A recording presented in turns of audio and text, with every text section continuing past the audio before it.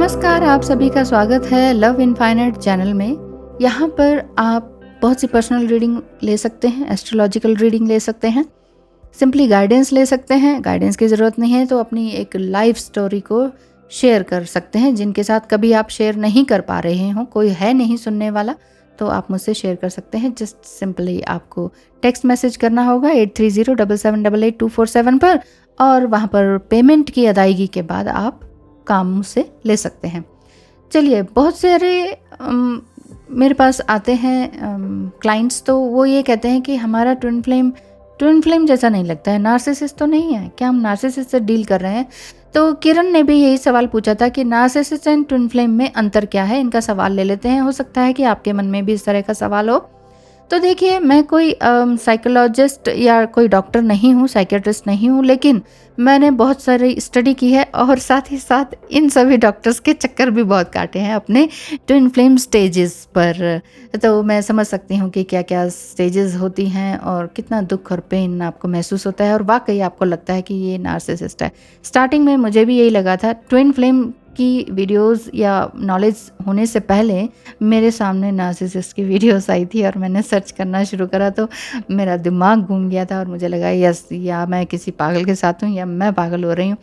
तो फिर मैंने भी इन्हीं के चक्कर काटने शुरू कर दिए थे। जी हाँ, लेकिन अब काफ़ी कुछ ठीक है क्योंकि हम रीयूनाइटेड हैं और मैं अपने डिवाइन मैस्कुलिन लाइन यानी कि अपने ही हस्बैंड से रीयूनाइटेड हूँ 2020 में। तो गाइडेंस देने में मुझे किसी भी तरह की प्रॉब्लम नहीं आती है, मुझे कुछ सोचना नहीं पड़ता। इवन लाइव सेशंस भी मैंने काफ़ी किए हैं जिसमें कि मैंने आपको गाइडेंस दी है।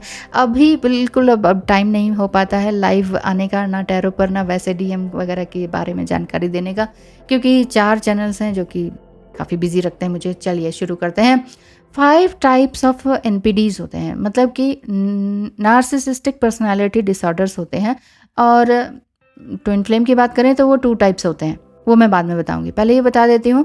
पहला होता है ओवर्ट नार्सिसिज्म। वो उसमें क्या होता है कि वो बिल्कुल ही आउटगोइंग होते हैं, बाहर ज़्यादा जाते हैं, घर के अंदर कम रहते हैं। 1 मिनट घर के अंदर रहे तो 10 मिनट बाहर घूमने निकल जाते हैं, फिर 1 मिनट के लिए आते हैं तो 10 मिनट बाहर जाते हैं। तो इस तरह के होते हैं और थोड़े से एरोगेंट भी होते हैं। थोड़ा तो नहीं कहूँगी, बहुत एरोगेंट होते हैं ओवर्ट नार्सिसिज्म के लोग, ठीक है। ये एक पर्सनालिटी डिसऑर्डर है, मेंटल डिसऑर्डर जिसे कहते हैं। और ये अपने आप को बार बार प्रेज करवाना चाहते हैं, अरे मेरी तारीफ़ करो, मुझे एडमायर करो, बार बार अपनी तारीफ़ करते रहते हैं ऐसे लोग, ठीक है। दूसरा होता है कोवर्ट नार्सिसिज्म, जिसमें ये मेंटल डिसऑर्डर ये कहता है कि इनका जो सेल्फ एस्टीम है बहुत ही लो होता है, यानी कि लो सेल्फ एस्टीम के होते हैं, बहुत ही डिप्रेशन वाले होते हैं। शेम इनके अंदर भरा होता है किसी ना किसी तरह का, और इनसिक्योरिटी भी होती है। वो शेम अपने शरीर को लेकर, अपने कलर को लेकर, अपनी फैमिली को लेकर, अपने सेक्सुअल डिज़ायर को लेकर रहता है। एक शेम अंदर ही अंदर रहता है, वो इनसिक्योरिटी रहती है, वो ही डिप्रेशन होता है, और उसी वजह से वो बहुत लोगों को अवॉइड भी करते हैं। तो ये होते हैं कोवर्ट नार्सिसिस्ट। तीसरे होते हैं एंटागोनिस्टिक नार्सिसिस्ट। वो होते हैं कंप्लीट विद अदर्स। वो जब दूसरे के साथ होते हैं तभी उनको दूसरों के साथ रहने में एक कंप्लीटनेस की फीलिंग आती है। वो दूसरों का फ़ायदा उठाना जानते हैं और हमेशा आर्ग्यूमेंट करते रहते हैं, हमेशा आर्ग्यूमेंट। अब आपको ये लगेगा कि अरे हाँ, ये तो हमारे डीएम में भी है। ऐसे ट्रेट्स हो सकते हैं, पर वो नार्सिसिस्टिक पर्सनालिटी डिसऑर्डर से घिरे हुए हैं, ये है, ये नहीं होता। ये बिल्कुल ही डिफरेंट है, ये बिल्कुल ही डिफरेंट है, ये मैं बता रही हूँ, ठीक है।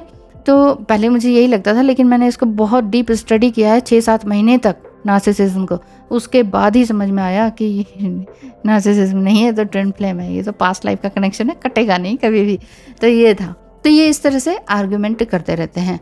4th आते हैं कम्युनल नार्सिसिज्म, जो कि खुद को जीनियस समझते हैं। Yes, I am genius, I am scientist, कुछ भी बोल देंगे, होते कुछ नहीं है, लेकिन कहेंगे कि मैं साइंटिस्ट हूँ, मेरा तो रॉकेट मेरे ही नाम का है, और इतनी अनर्गल बातें कि आप कहेंगे कि यार दिमाग घूम गया, इससे बचो। तो और दूसरा, अपने आप को बड़ा ही एम्पैथ शो करेंगे कि यस, मैं कितना दयालु हूँ, मैं कितना काइंड पर्सन हूँ, ओहो हो, एक्टिंग करेंगे। ये कम्युनल नार्सिसिज्म वाले होते हैं, ठीक है। बहुत एक्टिंग करेंगे, करते नहीं हैं, होते नहीं हैं, वो जस्ट प्रिटेंड करते हैं, ठीक है। 5th होते हैं मैलिग्नेंट नार्सिसिज्म। इसके अंदर आते हैं ऐसे नार्सिसिस्ट जो कि बहुत ही खतरनाक होते हैं ये, जो कि दूसरे के पेन को, दुख को, खून को इंजॉय करते हैं। इसे आप पैरानोया भी कह सकते हैं। एक मेंटल डिसऑर्डर है जिसमें कि किसी को दुख हुआ, कोई गिर गया, कोई ऊपर से गिर गया, किसी की हड्डी टूट गई, किसी खून निकल रहा है, वो कराह रहा है, और वो ना जस्ट उसको देख रहे होते हैं, जैसे कि ना एक फिल्म देख रहे हो। उनको कुछ असर नहीं होगा, वो जस्ट उसको देख रहे होंगे, अंदर ही अंदर खुश होते हैं, उनको बहुत मज़ा आता है दूसरा पेन में है तो। ये बहुत ही ख़तरनाक है। आपने भी ऐसे इंसान देखे होंगे कि कहीं कोई पेन में है, बहुत ही एक्सट्रीमली चीख रहा है, चिल्ला रहा है, और सामने एक आदमी उसे बस देख रहा है एज इट इज़, कि जैसे कि ओह पिक्चर चल रही है, उसे कुछ फील नहीं होगा, वो मदद के लिए नहीं दौड़ेगा। ये सबसे ज़्यादा खतरनाक है, मैलिग्नेंट नार्सिसिस्ट। तो इसमें से कोई भी ट्रेट्स छोटा मोटा हो सकता है, पर इतना heavy mental disorder divine masculine को नहीं होता है। 2 टाइप्स ऑफ डिवाइन मस्कुलाइन वो ये है कि एक तो फॉल्स ट्विन फ्लेम और एक true twin flame. False twin flame just ऐसा ही नाम दे दिया गया है, वैसे कोई होता नहीं है। ट्विन फ्लेम से आने से पहले किसी के साथ एक सोल कनेक्शन फील होता है, लेकिन जब टूट जाए तो वो फील कुछ भी नहीं फील होता, वो कभी याद ही नहीं आता, तो वो उसको हम फॉल्स ट्विन फ्लेम मान सकते हैं। ट्रू ट्विन फ्लेम वही है जिनके साथ आप जुड़े हुए हैं, जिनके साथ मिररिंग होती है, इंटेंस पुल होता है, मैग्नेटिक पुल होता है, ट्रिगरिंग होती है, सेपरेशन है, हार्ट ब्रेक है, dark night of the soul है, सेल्फ लव है, इनर वर्क पे आप जुट जाते हैं, मेडिटेशन पर आप आ जाते हैं, डिवोशनली आप हायर सेल्फ में पहुंच जाते हैं और स्पिरिचुअल बीइंग बन जाते हैं। तो ये होता है सिर्फ ट्रू ट्विन फ्लेम से। अदरवाइज अगर किसी आप नार्सिसिस्टिक पर्सनालिटी डिसऑर्डर वाले पर्सन से मिलते हैं तो आप उनसे हमेशा के लिए कट ऑफ करना ही पसंद करेंगे। उनके दूर चले जाने से ही आपके मन को शांति मिलेगी, लेकिन ट्रू ट्विन फ्लेम के दूर जाने से आप अशांत फील करेंगे। ये है सबसे बड़ा अंतर। और कितना भी आप इनसे दूर जाना चाहें, आप दूर नहीं हो सकते हैं। ये हमेशा 24/7 आपके माइंड में रहेंगे।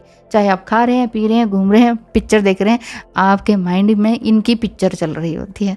ओह गॉड, बहुत ही ऐसी जर्नी है कि जिसमें डिवाइन फेमिनाइन भी बहुत कंफ्यूज्ड रहती हैं, डिवाइन मस्कुलाइन ही नहीं कंफ्यूज रहते हैं। तो ये डिवाइन फेमिनाइन के तो सवाल है कि ये तो नार्सिसिस्ट है भाई, तो ये आपके सवाल है। तो कन्फ्यूजन दूर कीजिए, आगे बढ़िए और आगे बढ़ते रहिए, पीछे मुड़ के देखने का नहीं, रुकने का नहीं, थकने का नहीं।